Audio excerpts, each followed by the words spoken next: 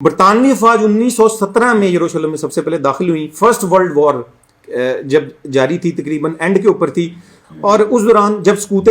Baghdad ہوا وہ بھی 1917 11 مارچ کہا جاتا ہے. یہ بڑا مشہور حوالہ ہے, اور یہ قومی اسمبلی کی کاروائی میں جب ہوئی 1974 میں, یہ تب بھی پیش کیا گیا تھا, جس میں یہ اس میں سامنے ہے جب قسطنطنیہ اور بغداد پر قبضہ ہوا تو قادیان میں چراغاں کیا گیا. آپ یہ دیکھیں کہ جتنی محنت تھی, جتنی تنظیمیں بنائی گئیں, ورلڈ جو جوز کی کانگریس بنائی گئی, اور پھر زائنسٹ موومنٹ تھی, اور پھر قادیانی جماعت, اور یہ جتنی اس قسم کی تنظیمیں تھیں, ان کا اصل ہدف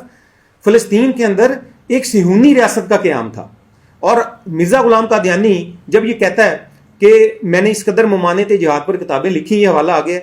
کہ اس کو نہ صرف بلکہ ہندوستان بلکہ بلاد عرب اور شام میں بھی پھیلایا گیا, تو سوال یہ پیدا ہوتا ہے کہ جہاد وہ تو یہاں کی بات تھی ہندوستان کی, وہاں پر کون جہاد کر رہا تھا؟ تو اب آپ کو پتہ چلے گا کہ وہاں پر کون جہاد کر رہا تھا اور کون صہیونیوں کے عزائم کے خلاف ڈٹا ہوا تھا. یہ اس وقت یعنی اس کے بعد اگر جب